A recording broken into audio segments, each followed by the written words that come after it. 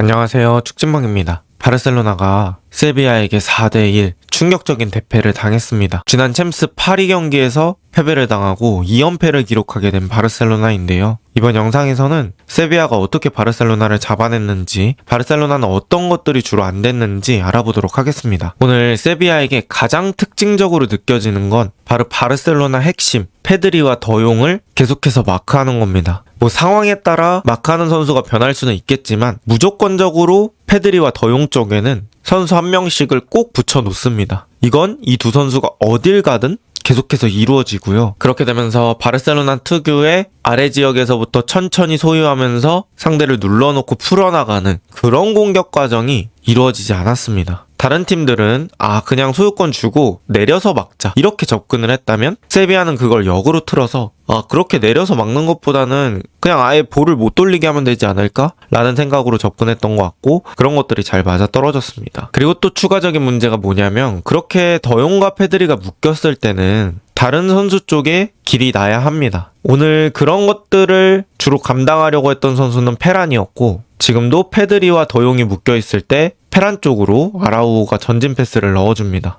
근데 문제는 페란이 이 공을 잘 버텨내지 못했다는 거죠. 특히나 오늘 심판은 이런 장면에 좀 관대했던 것 같습니다. 그러니까 센터백이 뒤에서 갖다 박는 상황이 되었을 때 이렇게 엎어지는 상황에서는 너무 심한 게 아니면 몸싸움의 일부로 간주하고요. 이런 것들이 바르셀로나가 하프라인 위쪽에서 공을 소유하지 못하게 만드는 원인이 되었습니다. 지금도 비슷한 장면이죠. 더용과 페드리는 한 명씩 꼭 붙어 있습니다. 그리고 또다시 페란 쪽으로 공을 뽑아주는데 이때 센터백이 페란 쪽으로 접근하고요. 페란 쪽으로 타이트한 압박을 가면서 페란의 완벽하지 못한 터치를 이끌어냈고 이 상황에서 페란은 무리한 태클까지 하면서 결국 경고까지 받고 맙니다. 이런 세비야의 페드리 더용 잡기, 그러니까 꼬리 잡기 전술은 상당히 효과적이었다고 볼 수 있겠는데요. 페드리가 이번 경기 풀타임을 소화했는데 터치 횟수가 67회입니다. 그런데 이전 경기와 거의 2배 정도 차이가 나는 수치인데요. 소시에다드전 페드리는 133번의 터치를 했고 레알 오비에도전 131번, 헤타페전은 76분 소화했기 때문에 106번의 터치를 했습니다. 어쨌든 이번 경기에서 거의 2분의 1 정도로 페드리의 터치 수가 줄었다고 볼 수 있겠고 이는 세비야가 준비해온 꼬리 잡기 전략이 매우 적중했다고 볼 수 있겠습니다. 쉽게 말하면 페드리 더용은 묶고 앞쪽에서 공이 넘어왔을 때는 피지컬로 제압을 하고 그러다 보니 바르셀로나가 위쪽으로 올라갈 방법들을 잘 찾지 못했던 거죠. 그리고 세비야는 자신들은 최대한 실수가 없는 방향으로 축구를 하려고 했습니다. 바르셀로나가 소유권을 탈취하기 위해 위쪽에 선수를 갖다 놓고 압박을 시작하면 그런 데에서 무리하게 짧은 패스로 돌려 나간다기보다는 그냥 골키퍼가 롱킥 때려놓고 거기 떨어진 상황에서 싸움 이런 것들을 반복했고요. 생각보다 세비야 골키퍼가 킥이 너무 좋아서 이렇게 바르셀로나 선수들을 당겨놓고 한 번의 공격을 만드는 장면들도 있었습니다. 그러니까 오늘 세비야가 준비해온 이런 플레이들이 딱딱 맞아 떨어졌던 거죠. 거기에 설상가상으로 아라우의 PK 상황이 있었습니다. 사실 엄청나게 위험한 상황까지는 아니기 때문에 아라우가 상대 선수를 돌아서지 못하게만 만들었어도 괜찮았다고 생각하거든요. 근데 이 과정에서 발을 뻗다가 PK가 선언됐고 전반 잃은 실점은 바르셀로나의 마음을 더 급하게 만들었습니다. 그리고 이러한 페드리를 향한 압박, 그 다음에 오늘 심판이 뒤쪽에서 컨택하는 것에 대한 관대함, 그런 부분들이 복합된 실점이 또 나옵니다. 지금 페드리가 압박을 당하면서 어떻게든 가운데 쪽 쿤데에게 공을 뿌려줬습니다. 근데 이 공이 좀 떠서 와서 쿤데도 컨트롤 해놓을 시간이 필요했어요. 그런데 이런 바운드된 볼을 컨트롤 하다 보니까 뒤쪽에서 수비가 접근할 시간이 있었고 수비와 쿤데가 부딪히면서 쿤데는 밸런스를 잃고 쓰러지게 되거든요.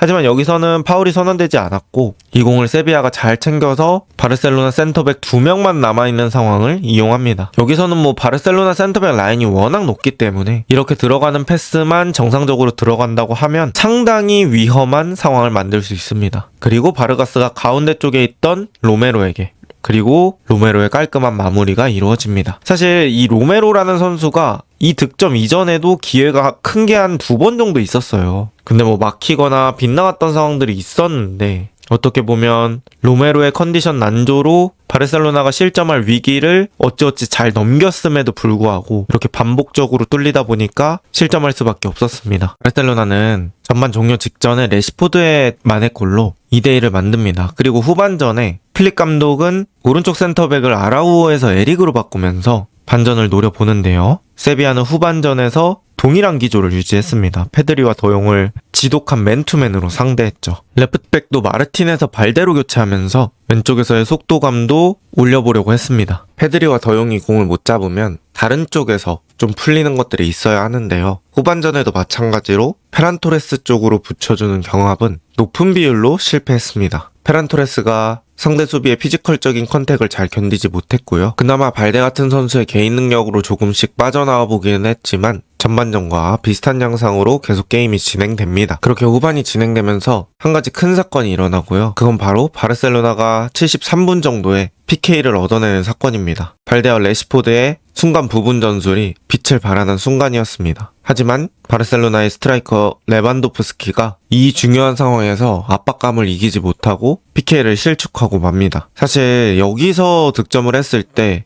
또 세비야가 이 경기 동안 엄청 잘했고 찬스를 엄청 많이 만들었는데 두 골밖에 만들지 못했거든요. 그래서 그런 것까지 합해진 세비야의 분위기 꺾임, 이런 것들을 만들어내지 못했다는 게 바르셀로나 입장에서는 더더욱 뼈아플 것 같습니다. 결국 적절한 시간대에 동점을 만들지 못했던 그런 스노우볼은 추가 실점으로 이어집니다. 바르셀로나가 확실히 따라잡기 위해서 센터백까지 매우 높은 라인을 형성했었고요. 크로스 상황에서 제대로 공격이 마무리되지 않고 세비야의 역습으로 이어집니다. 바르셀로나는 수비 시에 또 순간적으로 오프사이드 트랩을 형성하기 때문에 상대팀이 그걸 뛰어넘는 게 중요한데요. 아예 오프사이드 라인 뒤에서부터 세비야의 카르모나가 전진하기 시작합니다. 그리고 저는 크로스 타이밍을 놓치지 않았나 라고 생각이 들었었는데요. 이걸 그대로 땅볼 슈팅으로 마무리해버립니다. 경기는 3대1이 됐고 이후에 추가골을 실점하면서 4대1로 패배하게 되는 바르셀로나입니다. 일단 오늘 경기는 세비야를 칭찬 안 할 수 없을 것 같습니다. 바르셀로나의 빌드업의 핵심이라고 볼 수 있는 페드리 그리고 더용을 거의 90분 내내 맨투맨으로 묶으면서 많은 터치를 가져가지 못하게 했고요.